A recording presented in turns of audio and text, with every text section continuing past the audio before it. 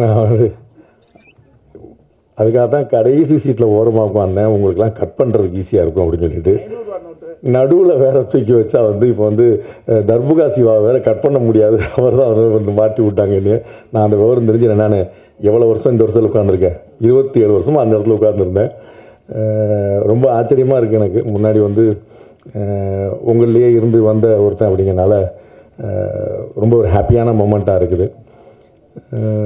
அன்னைக்கு வந்து நாங்கள் உள்ளே வரும்போது எல்லாமே பேப்பரும் பேனாவும் கையில் எடுத்து வச்சுட்டு நாங்கள் எழுதிட்டுருப்போம். அது வந்து ஷார்ட் ஹேண்ட் படிக்கலை. அதனால் வந்து அண்ணன் மாதிரி பெரிய சீனியர் ஜேர்னலிஸ்ட்டுகள்லாம் வந்து கடகடன்னு அடிக்கும்போது நாங்கள் வந்து எழுத்தில் வந்து எழுதிட்டு ஒரு குறிப்பான வார்த்தையெல்லாம் எழுதி பண்ணிக்கிட்டு இருக்கோம். அதுக்கப்புறம் எங்கள் காலத்தில் தான் வந்து டெலிவிஷன் வந்துச்சு. அப்போ டெலிவிஷன் மீடியாவுக்கும் எங்களுக்கும் பொறாமையாக இருக்கும். அவங்க வந்து அரசியல்வாதியெல்லாம் பேட்டி கொடுக்கும்போது டிவி சேனல்ஸ் பேரை சொல்லி அவங்கெல்லாம் வந்துடலாம் அப்புறம் கொடுப்போம். அப்போ நாங்கள்லாம் யார் அப்படின்னு சண்டைக்கு வேறு போகும். இப்போ பேப்பரும் போயிடுச்சு, கேமராவும் போயிடுச்சு, மொபைல் வந்து முன்னாடி நிற்கிது, அது அடுத்தடுத்த கட்டத்துக்கு போய் நிற்கிது. ப்ரெஸ்ஸு ஷோ அப்படின்னு தனியாக ஒன்று போடுறாங்க, இன்ஃப்ளூயன்சர் ஷோ அப்படின்னு ஒன்று தனியாக போடுறாங்க, நடுவில் ஒரு ஷோ போடுவாங்க போல். பெரிய அளவில் டெவலப் ஆகி நிற்குது. அதனால் கொஞ்சம் வச்சு செய்யாமல் கொஞ்சம் பார்த்து செய்யுங்க. நாளைக்கு நான் முதலமைச்சர் ஆனால் உங்களெல்லாம் நல்லா கவனிச்சுக்கிடுவேன். பன்னீர் அண்ணன் வந்து கேமராமேன், அவங்களுக்கு தான் நான் வந்து முழு நன்றியை சொல்லணும். அது வந்து ரொம்ப பியூட்டிஃபுல்லாக என்னையும் பார்க்கும்படியாக காட்டினவர். ஏன்னா நேர்கொண்ட பார்வையோ ரணசிங்கமோ மற்ற படங்கள்லாம் வந்து அந்தந்த நட்சத்திரங்கள் கூட நடித்ததுனால நமக்கு வந்து ஒரு வெளிச்சம் கிடச்சிருச்சு. இதில் வந்து ஒரு இருட்டான அறை, ஒரு விடிகாலை பொழுது, அது வந்து ஒரு 4க்கு 4 அறை. அதில் வந்து எவ்வளோ தூரம் ஆங்கிள் வைக்க முடியுமோ நம்ம அண்ணன் சுருணை சிவானன் சொன்ன மாதிரி வந்து அது ஒரு சிறை அறைக்குள்ளே நடக்கக்கூடிய ஒரு இடத்துல மொத்தம் 4 சுவர் தான். அப்போ எவ்வளோ மல்டிபிள் ஃப்ரேம் வச்சா ஒரு வெரைட்டி கிடைக்கும் அப்படிங்கிறத வந்து பன்னீர் அண்ணன் வந்து படாத பாடுபட்டு எடுத்தாங்க. அது வந்து கிட்டத்தட்ட ஒரிஜினல் சிறையிலே எடுக்கப்பட்ட விஷயம். அது வந்து அண்ணனுடைய எக்ஸ்பீரியன்ஸை நான் வந்து அன்னைக்கு பார்த்தேன் கண் கூட. ரொம்ப மறக்க முடியாத ஒரு கேரக்டர், ரொம்ப இன்ட்ரெஸ்டிங்காக இருந்தது. கவிதா பாரதி அவர்கள் வந்து நிறையா சொன்னாங்க, வந்து நம்ம என்ன சொன்னாலும் நேர் எதிர நிற்பார் அப்படின்னு. நான் ஒரு பக்கத்துலேயே தான் வர்றேன்றேன், அவர் தான் தள்ளி தள்ளி விடுறாரு. இன்றைக்கி கூட கடைசியில் அவர் பக்கத்தில் உட்காந்தேன், அவர் தான் தள்ளி விட்டு போய் நடுவில் போங்க, நடுவில் போனார். நடுவில் போங்க, மத்தியில் போங்க, ஒன்றியத்துக்கு போங்கன்னு அனுப்பி விடுறது பூரா அவங்க. அனுப்பி விட்டுட்டு நாங்கள் கடைசியில் இருக்கோம், அவர் பார்த்தீங்களா மத்தியில் இருக்காருன்னு சொல்கிறது அவங்க. ரெண்டும் அவங்க தான் செய்கிறாங்க. நம்ம என்ன செய்யுது, நம்ம எங்கே போச்சுட்டாலும் போகிறோம், எங்கே வரச்சுனாலும் சொல்கிறோம், நம்ம வந்து அவ்வளோதான் பண்ணிகிட்டு இருக்கிறோம் வந்து. ஸோ அவங்க நினைக்கிற மாதிரி அப்படிலாம் ஒன்றும் பெரிய முரண்கள்லாம் ஒன்றும் கிடையாது. எங்கள் அண்ணன் அமீர் அண்ணன் அவங்களும் வந்து இதே மாதிரி வேறு ஒரு நேர்காணலில் சொல்லும்போது சொன்னாங்க, அண்ணன் கவிதா பாரதி பயன்படுத்திய வார்த்தையை தான் சொன்னாங்க. நாங்கள் கொள்கைன்னு வந்துட்டால் நாங்கள் எந்த நிலைப்பாடு எடுத்தாலும் அதுக்கு நேர் எதிர் நிலைப்பாடில் நிற்கிறவர் தம்பி பாண்டே. ஆனால் அவர் என்னுடைய உறவு, என்னுடைய நட்பு, என்னுடைய தம்பி அவர்.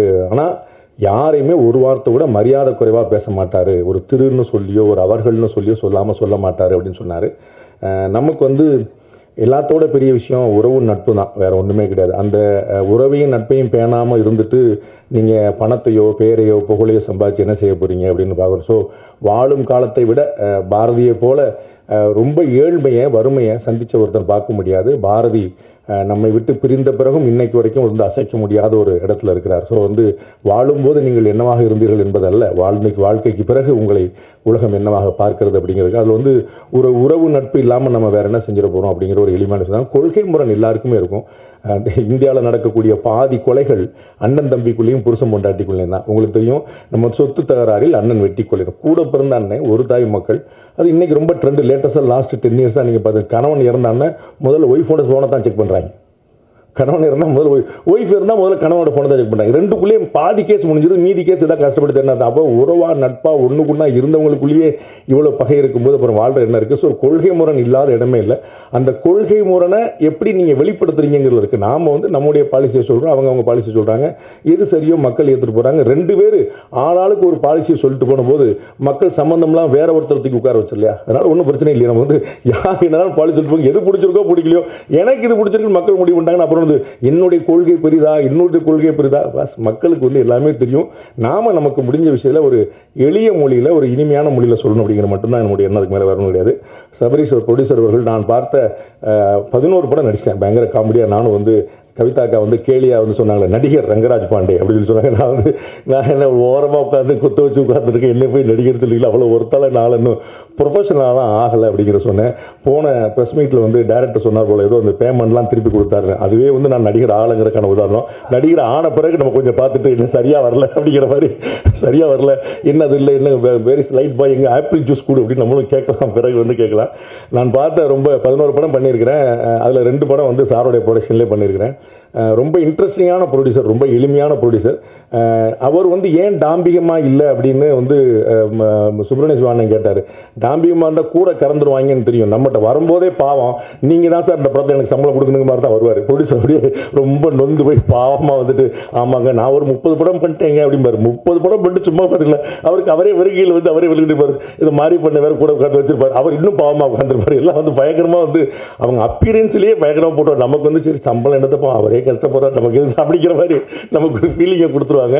அது எளிமை, அதே சமயம் வந்து ரொம்ப பெரிய கால்குலேஷன், ரொம்ப எதை எப்படி செய்யணும் அப்படிங்கிறது வந்து ரொம்ப எனக்கு ஒரு பெரிய படம். நான் ஒரு நிறைய படங்கள் பண்ணதுனால எவ்வளோ தெளிவான பார்வை இருக்குது அப்படிங்கிறத நான் பார்த்தேன். அது வந்து ரொம்ப ஆச்சரியம். அவரோட தொடர்ந்து தொடர்பில் இருப்போம் அப்படின்னு எனக்கு நல்லா தெரியும். லிசி அவங்களோட நடிக்கிறதுக்கான ஒரு சந்தர்ப்பம் கிடைச்சது. அவங்களும் சொன்னாங்க பாண்டே வந்து அந்த பக்கம் ஆச்சு. அது லிசி அதுக்கு முன்னாடி எனக்கு தெரியவே தெரியாது. நான் பாருங்க எவ்வளோ ஓரமாக உட்காந்துருக்கேன். வந்தோடனே நீ அந்த கட்சி தானே அப்படின்னாங்க. நான் எந்த கட்சியுமே கிடையாது, நம்பவே மாட்டேன். அந்த கட்சிக்காரன் நம்ப மாட்டான், மற்ற கட்சிக்காரன் நம்ப மாட்டான். நம்மளால எவ்வளோ கஷ்டமாகி போச்சு பாருங்க. சரி அந்த கட்சிக்காரன் நம்மளை வாழ வச்சு வந்தாலும் அதுவும் கூட இல்லாமல் போயிடுச்சுங்களேன். என்ன நடிப்பு என்ன நடிப்பு என்ன நடிப்பு. அப்பா எனக்கு வந்து உண்மையிலேயே நான் நடித்ததை பற்றி அவங்க சொன்னாங்க, என்னை நடிக்க விடாமல் பண்ணிட்டாங்க அவங்க. அந்த இடத்துல எமோஷன் அப்படியே கொட்டி குமிச்சு கட் சொல்கிறாங்க, ஃப்ரேம் மாற்றாங்க வைக்கிறாங்க. அந்த எமோஷனில் she is travelling on that, அப்படி அங்கேயே நிற்கிறாங்க. அதுக்கப்புறம் திருப்பி ஷார்ட் ஓகே ரெடி அப்படின்னா அப்படியே திருப்பி வர்றாங்க. அது வந்து அந்த சேஞ்ச் ஓவர் வந்து உண்மையிலேயே நம்ம பார்த்தோம்ல இந்த அம்பி ரெமோ அது அவங்க தான் 3 நிமிஷத்தில் 3 ஃப்ரேம் காட்டுறாங்க. பயங்கரமாக ரொம்ப ஆச்சரியமான நடிப்பு. ரொம்ப பின்னி எடுத்துகிட்டு இருந்தாங்க. ரொம்ப பியூட்டிஃபுல்லாக இருந்துச்சு. அந்த இடத்துல வந்து இந்த எக்ஸ்பீரியன்ஸ் வந்து ரொம்ப ஆச்சரியமாக இருந்தது. வரும்போது காரில் இறங்கும்போது ஒரு ஃபைட் சீனை தான் பார்த்தேன். அவங்க வந்து ஒரு கேரவேனுக்குள்ளேயோ இறங்கினோடனே சண்டையை போட்டு வந்து ஒரு சுடிதார் போட்டு சண்டை போட்டாங்க. நானும் இந்த அக்கா யார் இது போலீஸராக இருக்கும்போது சண்டைகள்லாம் போடுதே அப்படின்னு நினச்சிக்கிட்டு இருந்தேன். இறங்கி அவ்வளோ சண்டை போட்டாங்க. படம் இந்த பக்கம் போனால் நடிச்சு பரட்டி எடுத்துட்டு அப்புறம் அவங்கள்ட்ட உட்காந்து கதையெல்லாம் கேட்டேன். எப்படி மேடம் நீங்கள் பயங்கரமாக இவ்வளோ நடிப்பு இவ்வளோ போடுறீங்க அப்படின்னு சொன்னபோது என்னுடைய வீர வரலாறு தெரியாமல் இருக்கே தம்பி அப்படின்னு சொல்லிட்டு ஃபுல் ஹிஸ்ட்ரி சொன்னாங்க. கம்ப்ளீட்டாக நம்ம ஜியாகிரபி மறந்து வச்சு அவ்வளோ பியூட்டிஃபுல்லான நடிப்பு. பிரிகிடா வந்து கடைசி வரைக்கும் கண்ணில் காட்டல டைரக்டர் எனக்கு. அதனால் எனக்கு அவங்க தெரியல. பட் வந்து அவங்களுடைய அந்த ட்ரெய்லரை பார்த்த பிறகு என்னால் ஃபீல் பண்ண முடிஞ்சது. அவன் வந்து நேரில் பார்க்குறதுக்கு இருக்கிறவங்க அது எப்படி நடிப்புன்னு வந்தால் எவ்வளோ பெரிய சேஞ்சர் கொடுத்துருக்கான்னு பார்க்கணும். ரொம்ப பியூட்டிஃபுல்லாக பண்ணியிருக்கிறாங்க. வெற்றி சார் சொல்ல வேண்டியதே இல்லை. நான் வந்து அங்கே இதுக்கு முன்னாடி வந்து ஒரு ப்ரெஸ் மீட்டாக தனியாக வச்சுருந்தவங்களும் நிறைய பேர் வந்திருப்பாங்க நினைக்கிறேன். அது வந்து அந்த கிரெடிட் வந்து ஃபுல்லாக டைரக்டர் தான் கொடுக்கணும். நம்ம சேனல்ஸ் இன்டர்வியூஸ் வந்து கொடுக்கும்போது 12 மணி நேரம் 15 இன்டர்வியூ அடி நாக்கு தள்ள அடிச்சிட்டு ப்ரொடியூசர் வந்து இல்லை சார் நீங்கள் கோஆப்ரேட் பண்ணுங்க சார். டைரக்டர் வந்து அடிச்சு விடவே இல்லை, அசரவே இல்லை. முதல்ல நாங்கள் 4 பேர் பேட்டி கொடுக்க ஆரம்பித்தோம். 4 பேட்டிக்கு அப்புறம் வந்து 3 பேர் பேட்டி கொடுக்க ஆரம்பித்தோம். 8 பேட்டிக்கு அப்புறம் 2 பேர் பேட்டி கொடுக்க ஆரம்பித்தோம். என்னையும் விட மாட்டேன், நானும் வந்து கிளம்பிடலாம் பார்த்தேன். டேரக்டர் விட்டவே மாட்டேன். கதற இன்னைக்கு சிஎம் பேசினார்ல இப்போ அசம்பிளியில் அந்த மாதிரி வந்து கதற அடிச்சு 15 பேட்டி கொடுத்த அப்புறம் நம்ம வெளியே அனுப்புனாங்க. அப்போ வந்து நான் சொன்னேன், அந்த பேட்டியில் சொன்னது தான். அது வந்து திரு வெற்றி அவர்களுடைய கண்ணு பேசுது. அது வந்து ஒரு பெரிய அளவில் வந்து ஒரு ரியாக்டிவான ஈஸாக இருக்குது. அது வந்து ஒரு ஒரு ஆஃபீஸர்கிட்ட பேசுகிறதுக்கும் ஒரு அம்மாட்ட பேசுகிறதுக்கும் அந்த சேஞ்ச் வந்து ரொம்ப பியூட்டிஃபுல்லாக காட்டுறாரு. ரொம்ப ஆச்சரியமான நடிப்பு வைப்பாரும். மற்ற ஜாலியான விஷயங்கள்லாம் ஒரு நிறையா இருக்குது அவருக்கு வந்து. பட் இந்த சீரியஸான விஷயத்த ஒரு டயலாக்காக டெலிவரி பண்ணுறதுல வந்து ரொம்ப பெரிய லென்த்தி டயலாக்ஸ் உங்களுக்கு தெரிஞ்சிருக்கும். அதை நேர்கொண்ட பார்வை படத்துலேயே அஜித் சார் சொல்லியிருந்தாங்க 6 படத்துக்கான டைலாக்ஸ் அந்த ஒரே படத்தில் வச்சுட்டாங்க அப்படின்னு. கோர்ட் சீன் இருந்தால் அப்படி இருக்கும். அதே மாதிரி தான் இதுலேயும் பார்த்தீங்கன்னா ஏகப்பட்ட டைலாக். அது வந்து ஒரு ஃப்ரேம் கூட ஒரு நான் பேப்பரை பார்க்கவே இல்லை. நான் கையிலே பேப்பருங்க மாதிரி உட்காந்து பேப்பரில் சார் சொன்னார்ல கவிதா பாரதி சொன்ன கேரவனுக்கே போல எங்கே போக எனக்கு தான் அடுத்த டைலாக சொல்லுமே பீதியிலே வச்சுருந்தாங்க நம்மளை. ஏன்னா டைரக்ட் வந்து ரொம்ப மெட்டிகுலஸாக பிளான் பண்ணிருக்காரு. அதாவது மைனூட்டாக பிளான் பண்ணிருக்காரு. எங்கேயுமே வேஸ்டேஜ் இருந்துடக்கூடாதுன்னு எடிட்டர் சாருக்கு வந்து கொஞ்சம் கம்மியான வேலை தான் இருந்திருக்குன்னு நினைக்கிறேன். அந்த அளவுக்கு வந்து ஃபுல்லாக ரொம்ப பிளான் பண்ணி இதுதான் அவங்க ஃப்ரேமையே முதலே முடிவு பண்ணிட்டாருங்கனால ரொம்ப ஆச்சரியமாக இருந்தது. அந்த ஒர்க்கு ரொம்ப பியூட்டிஃபுல்லாக பண்ணோம். அது வந்து மறக்க முடியாது. தர்புகா சிவா சார் வந்து நான் இன்னைக்கு தான் ஃபஸ்ட் டைம் பார்க்குறேன். நான் வந்து ட்ரெய்லரை வந்து மாதிரி 2-3 விஷயங்களை வந்து இப்போ டைரக்டர் ஏற்கனவே காட்டின போதே நான் சொன்னேன், இந்த வார்த்தை தான் சொன்னேன். இன்றைக்கி தர்புகா சார்ட்டையும் சொன்னேன். அதாவது பாரதியாருடைய பாடல்களை ஒரு சினிமாக்காக மாற்றுறதுங்கிறது சுலபம் இல்லை. அதை வந்து நம்ம பார்த்து நம்ம பியூட்டிஃபுல்லாக பண்ணது ராஜா சார் தான். அவர் மாதிரி வந்து ஒரு பியூட்டிஃபுல்லாக வந்து ராஜா சார் மாதிரி அந்த பாரதியார் பாடலுக்கு உயிர் கொடுக்குறது இன்னொருத்தர் பார்க்க முடியாது. அதற்கு பிறகு நீண்ட நெடிய காலத்துக்கு பிறகு தர்புகா சார் வந்து அதற்கு ஒரு பெரிய உயிரை கொடுத்துருக்காருங்கிற பார்க்குறோம். ரொம்ப பியூட்டிஃபுல்லாக இருக்குது. அதே போல் பாரதிதாசன் வந்து கவிதா பாரதி அண்ணனுக்கு எல்லாத்துலேயும் ஒரு 2 குத்துனா தான் அவருக்கு ஒரு மன நிறைவு அமையும். அதில் வந்து பாரதியாருக்கு கிடைத்த பெருமை பாரதிதாசனுக்கு கிடைக்கவில்லை, அதற்குள் ஒரு அரசியல் இருக்குதுன்னார். நாங்கள் எதிர்கட்சி அண்ணன் சொன்னதுதான், பாரதிதாசனுக்கு கிடைத்த விஷயம் பாரதியார் கிடைக்கலன்னு நினைக்கிற குறிப்பிட்றாங்க. நான் வந்து செல்ல இடமெல்லாம் உங்களுக்கு தெரியும், நிறைய பேர் பார்த்துருப்பீங்க. பாரதிதாசனுடைய அந்த ஒரு பொன்மொழி, அதை தான் நான் எல்லா உரைகள்லையும் முதல்ல ஆரம்பிப்பேன். எங்கள் வாழ்வும் எங்கள் வளமும் மங்காத தமிழன்று சங்கே முழங்கு அப்படிங்கிறதான். அதை விட ஒரு வரி வந்து இன்னொன்று தேவையில்லை. அது வந்து பாரதியாருக்கு மரியாதை கிடைச்சதா கிடைக்கலையா அப்படிங்கிறது இல்லை, நீங்கள் மதிக்கிற பாரதிதாசன் தன்னை வந்து பாரதிதாசனாக மாற்றிக்கொண்டிருப்பார் அப்படிங்கிறது பாரதியாருக்கு போதுமானது. வேற எந்த கௌரவங்களும் தேவையில்லை. ரொம்ப ஆச்சரியமான அப்படி வந்து தன்னுடைய பெயரை அழித்து அது வந்து தன்னுடைய குருநாதருடைய பெயரை போடுறது அப்படிங்கிறது வந்து அது ஒரு சர்வப்பரி தியாகம்னு சொல்லுவாங்க. அந்த மாதிரி பாரதிதாசன் ஆச்சரியமான பாடல். அண்ணன் சொன்ன மாதிரி வந்து மானுட சமுத்திரம் நான் என்று கூவு அப்படின்னு சொல்லிட்டு பாரதிதாசனுடைய பாடல்கள் எல்லாமே வந்து விசால பார்வையால் விழுங்கு மக்களை அப்படின்னு எழுச்சிகரமான வரிகளாக தான் இருக்கும். அப்படி வந்து அவ்வளோ எழுச்சி மிக்க ஒரு கவிஞர்கிட்ட வந்து இவ்வளோ உணர்ச்சி மிக்க ஒரு பாடல் அப்படிங்கிறது நமக்கே ஒரு புதுசாக இருக்குது. அதை வந்து தர்புகா சார் வந்து ரொம்ப பியூட்டிஃபுல்லாக பயன்படுத்தி வச்சிருக்கிறாங்க. அது வந்து அந்த இறுதி முத்தம் கொடுங்கிற ஒரு வார்த்தை தவிர பின்னாடி நண்பர்கள் பேசிட்டு இருந்தது கேட்டேன். நம்ம எவ்வளோ நல்ல தமிழ் வார்த்தைகளை தொலைச்சிட்டோம் அப்படிங்கிறது ரொம்ப வைத்தறிச்சலாக இருந்துச்சு. இன்னைக்கு வந்து ஒரு நெற்றியை பற்றி, ஒரு கற்றையை பற்றி, ஒரு கொம்பு தேனை பற்றின்னு எவ்வளோ வார்த்தைகள் பாரதிதாசனுடைய வெக்காபுலரி எதுவுமே இன்னைக்கு புழக்கத்தில் இருக்காது. யாரா ஒருத்தர் கொம்பு தேன் அப்படின்னு என்ன தெரியுமான்னா, என்னாச்சு என்ன ப்ரோ, ஏன் ப்ரோ இப்படி பேசுற நீ அப்படின்வோம். அந்த மாதிரி ஆகி நிற்கிது.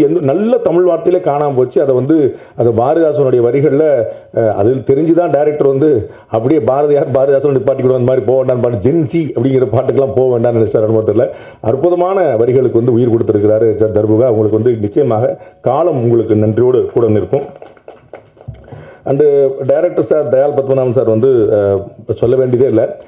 நானும் முதல்ல வந்து கன்னட டைரக்டர் தான் நினச்சேன். தயாள் பத்மநாபன் ரொம்ப காமன் நேம் தானே, அதனால் கன்னட இயக்குனர் போல் இங்கே வந்து பாவம் தமிழ்நாட்டில் கஷ்டப்படுறாருன்னு தான் நினச்சேன்.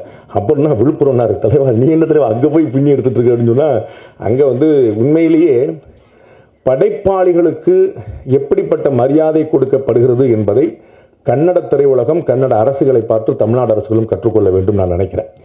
ஏன் அப்படின்னா ஒரு 7-8 வருஷமா அவார்டே கொடுக்கல அப்படின்னு மொத்தமாக கொடுக்குற பழக்கம்லாம் இங்கே இருக்குது. அங்கே வந்து எவ்வளோ பெரிய கௌரவம் வந்து எழுத்தாளர்களையும் படைப்பாளிகளையும் அமர வைத்து உட்கார வைத்து முதலமைச்சர்களும் அதிகாரிகள் வந்து நின்று கொண்டு விருது கொடுக்குற மாதிரி காட்சியெல்லாம் நம்ம பார்க்குறோம். அதெல்லாம் வந்து கற்பனை செய்ய முடியாத ஒரு உயரம். கேரளாவில் அந்த மாதிரி விஷயங்கள் இருக்கு. ஒரு கலைஞனை, ஒரு படைப்பாளியை அவன் தான் வந்து சமூகத்தை சீரமைக்கிறான், சமூகத்தை கட்டமைக்கிறான் அப்படிங்கிற ஒரு ஆழமான உண்மை தெரிந்ததுனால அவ்வளோ பெரிய கௌரவம் கிடைக்குது. இங்கே வந்து கலையினாலும் திரையினாலும் தான் பலர் அரசியலுக்கே வந்திருக்கிறாங்க. அரசியல் பெரிய வெற்றிடங்களை வந்து நிரப்பியிருக்கிறாங்க அப்படின்னு பார்க்கும்போது அங்கே இன்னும் அந்த மாதிரியான படைப்பாளிகளுக்கான கௌரவம், எழுத்தாளர்களுக்கான கௌரவம், இலக்கியவாதிகளுக்கான கௌரவம் இன்னமும் அதிகரிக்க வேண்டும் நினைக்கிறேன். நம்ம வந்து பாரதியார் போல வந்து நம்ம வந்து இல்லை, நமக்கு வந்து கவனிக்கிறதுக்கு ஆள் இல்லை அப்படிங்கிற மாதிரி இல்லாமல் வந்து அப்போ உனக்கு என்னப்பா புலவர், உனக்கு என்னப்பா கவிஞர், உனக்கு என்னப்பா தமிழ் இருக்கு, தமிழ் சோறு போடும், கலை சோறு போடும், இலக்கியம் சோறு போடும் அப்படிங்கிற ஒரு நிலைமை ஏற்படுத்தணும். அப்பதான் தமிழ் வாழும். அந்த மாதிரி ஒரு ஆச்சரியமான ஒரு இயக்குனர். நான் வந்து அவருடைய மெட்ரிகுலஸ் பிளானிங்கை வந்து பார்த்தேன். நான் வந்து ப்ரொடியூசர்கிட்ட அவ்வளோ புகழ்ந்து சொல்லியிருக்கிறேன் டைரக்டரை பற்றி, பயங்கர ஆச்சரியங்க அப்படின்னு சொல்லிட்டு. நான் வந்து அடுத்தடுத்த படங்களில் வந்து அவங்க எப்படிலாம் பண்ணுறாங்க, அவங்க வந்து தயாளன் சார் மாதிரி பண்ணுறாங்களா பார்க்க ஆரம்பிச்சேன். அவ்வளோ தூரம் அறிவே கிடையாது எனக்கு சினிமா பற்றி. இருந்தாலும் அப்படி பார்த்து அப்படி பண்ணுற அவ்வளோ வெல் பிளான்டு, கம்ப்ளீட்டாக எல்லாமே ஸ்ட்ரக்சர்டு பண்ணியிருக்காங்க. எதுவுமே புதுசாக அந்த கட்டத்தில் வந்து மாத்திரம் அப்படிங்கிறதே கிடையாது. ஃப்ரேம்லேருந்து எல்லாமே அவ்வளோ ரொம்ப மெட்ரிகுலஸாக பண்ணியிருக்காங்க. எல்லாருக்கும் தெரியும் உங்களுக்கு 20 நாளில் படம் முடிச்சாரா, 21 நாளில் படம் முடிச்சாரா, அவருடைய பேட்டர்னே அப்படி தான் இருக்குங்கிறத நம்ம பார்க்குறோம். 75 லட்சம் ரூபா இருந்தால் நான் நல்ல படம் பண்ணிடுவேன், ரிச்சான படம் பண்ணிடுவேன்றார். 50 லட்ச ரூபா 60 லட்ச ரூபா இருந்தால் நான் அவ்வளோ பெரிய படம் பண்ணிடுவேன்னு நினைக்கிறாரு. இந்த மாதிரி டேரக்டர்கள் எல்லாரும் வந்தாங்கன்னா எங்கள் அண்ணன் மாதிரி ப்ரொடியூசர்கள் ரொம்ப சந்தோஷமாக இருப்பாங்க. அதனால வந்து நீங்கள் பார்த்துட்டு கவிதா பாரதி என்ன சொன்ன மாதிரி நீங்கள் வந்து வணிகத்துக்கான படம் இல்லைன்னு நினைச்சிடாதீங்க. வணிகத்துக்கான படம் தான். வணிகத்தில் வந்து தயாளன் சாரும் மாஸ்டர், சபரிசன் சாரும் மாஸ்டர் 2 பேர் சேர்ந்து உட்கார்ந்தா எப்படி இருக்குன்னு பார்த்துங்க. அந்த வணிகத்தை ரொம்ப சக்ஸஸ்ஃபுல்லாக தான் பண்ணியிருக்கிறாங்க. அண்ட் படத்துலையும் வணிகத்துக்கான விஷயங்கள் நிறையா இருக்குது. நீங்கள் ஏதோ சீரியஸாக யோசிச்சுட்டு பயங்கரமாக சண்டை போட்டுருப்பாங்க, கமர்ஷியல் எலிமெண்ட்ஸ் நிறையா இருக்குது. நம்ம பார்க்குறதுக்கு என்கேஜிங் இன்ட்ரெஸ்டிங்காக இருக்குங்கிறது என்னால் கேரண்டியாக சொல்ல முடியும். அவ்வளோ பெரிய விஷயங்கள் உள்ளே கொண்டு வந்திருக்காங்க. பியூட்டிஃபுல்லாக வந்து டைரக்டர் பண்ணியிருக்காங்க. எங்கள் அண்ணன் சுப்பிரமணிய சிவா சொல்லாமல் நான் வந்து பண்ணால் அது வந்து பாவத்தில் போய் சேரும். அண்ணன் வந்து நிறைய வந்து என்னுடைய தகுதிக்கு மீறி புகழ்ந்தாங்க. இன்னைக்கு ட்ரெண்ட் அதுதான். ஸோ முதலமைச்சர் பாணியில் எல்லாரும் ஒரு குட்டி கதையை சொல்லணும். அதனால் அண்ணன் ஒரு குட்டி கதையை சொல்லி ஒரு திருடனுடைய கதையை சொல்லி வந்து அண்ணன் வந்து பியூட்டிஃபுல்லாக சொல்லி கொண்டு போனாங்க. நிறையா பாண்டேக்கு வந்து அவ்வளோ பேர் தெரிஞ்சிருக்கு. பாண்டேக்கு வந்து தெரியாத ஆளே கிடையாது. பாண்டேக்கு தெரியாத ஆளே கிடையாது. அவங்களுக்கு பாண்டே தெரிஞ்சிருக்கணும்ல.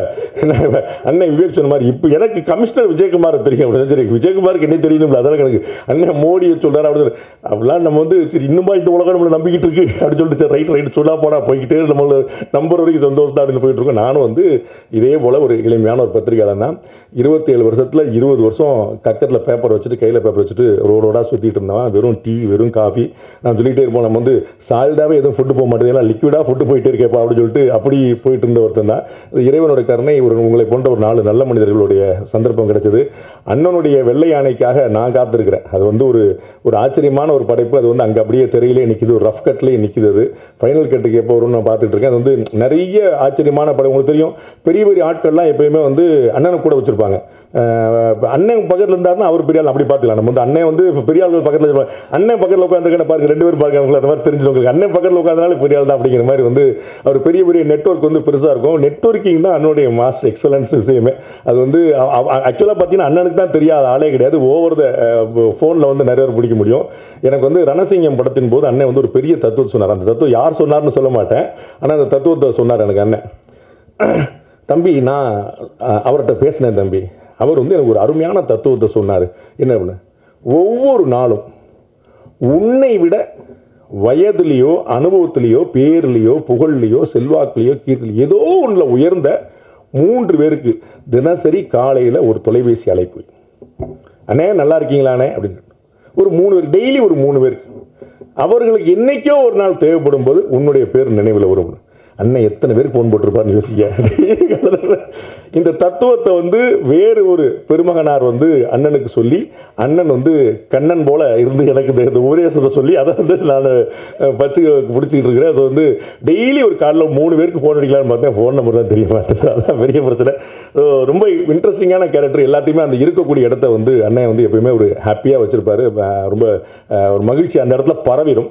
அது போன்ற ஒரு நல்ல மனிதரோட தொடர்புக்கு தான் நமக்கு ஒரு பெரிய புண்ணியம். இது வந்து ஒரு அற்புதமான படம், கேரண்டி என்னால் சொல்ல முடியும். படத்தோடைய நான் இங்கே இந்த மேடையில் வந்து சொன்னாங்க, அண்ணன் கவிதா பாரதினா எல்லாருக்கும் சேர்த்து அவரே ஓட்டு போட்டார். வந்து இங்கே இருக்க பலருக்கும் பாண்டேக்கும் உடன்பாடு கிடையாதுன்னு அவரே சொல்லிட்டாரு. அதனால் வந்து அப்படி இருக்கலாம். உங்களுக்கு நீங்கள் நினச்சிட்டு இருக்கீங்க ப்ரொடியூசர் என்ன கலர் சட்டை போட்டிருக்காருன்னு பார்த்துக்குங்க. டைரக்டர் யாருன்னு நான் யார்ட்டையும் சொல்ல மாட்டேன், எனக்கு மட்டும் தான் தெரியும். இந்த மாதிரி ஒரு கிளப்பி விட்டு போயிட்டு அவங்க இல்லைன்னு சொல்ல மாதிரி. கொள்கை இது வந்து எனக்கு இந்த படத்தோடைய கொள்கையில் உடன்பாடு இருக்கா இல்லையாங்கிறதுல நான் இந்த படத்தில் நடிப்பதற்கு கூலி வாங்கியிருக்கிறேன். அந்த கூலிக்கு விசுவாசமாக உழைக்க வேண்டும் என்பது மட்டும்தான் என்னுடைய நோக்கம். அதற்கு டைரக்டருக்கு இன்னொரு டேக் வரணுங்க அப்படின்னு சொல்லி அவருக்கு வந்து ஒரு டிஜிட்டலாக இருந்தாலும் இன்னொரு நாள் எடுத்துகிட்டு போயிடக்கூடாது. நாங்கள் வந்து அது மாதிரியான ஒரு வாய்ப்புனால தான் நாங்கள் வந்து 2 நாள் படத்தை முன்னாடியே முடித்தோம். ஸோ நமக்கு வந்து கமல்ஹாசன் சார் மாதிரி அவார்டு வாங்க முடியாது, சிவாஜி சார் மாதிரி பேர் வாங்க முடியாது. அது நமக்கு முன்னாடியே தெரியும். அதனால் நம்மளால் என்ன முடியுமோ நம்ம வந்து அதை மட்டும் சரியாக செஞ்சுருவோம். ஸோ டைரக்டருக்கு வருத்தப்படாமல், ப்ரொடியூசருக்கு கையை கிடைக்காமல் நம்ம என்ன வேலை பண்ண முடியுமோ அதை பண்ணிடுவோங்கிறதோட எனக்கு வேறு எந்த நோக்கம் இல்லை. அந்த வகையில் இது வந்து ஒரு பியூட்டிஃபுல்லான இன்ட்ரெஸ்டிங்கான படம். அதை வந்து நான் உள்ள கான்ட்ரிபியூட் பண்ணும்போதும் எனக்கு ஒரு பெரிய ஒரு ஈர்ப்பை ஏற்படுத்தி இருந்துச்சு, அது ஒரு பிணைப்பை ஏற்படுத்தி இருந்துச்சு. நான் அப்படி தான் எல்லா இடத்துலையுமே ஒர்க் பண்ணுறேன். அதனால் ஒரு பியூட்டிஃபுல்லான படம் பாருங்கள். உங்களுடைய நியாயமான விமர்சனங்களை வைங்க, நிறைய நண்பர்கள் கொண்டு போய் சேருங்க. இறைவன் துணை இருக்கட்டும். நன்றி, வணக்கம்.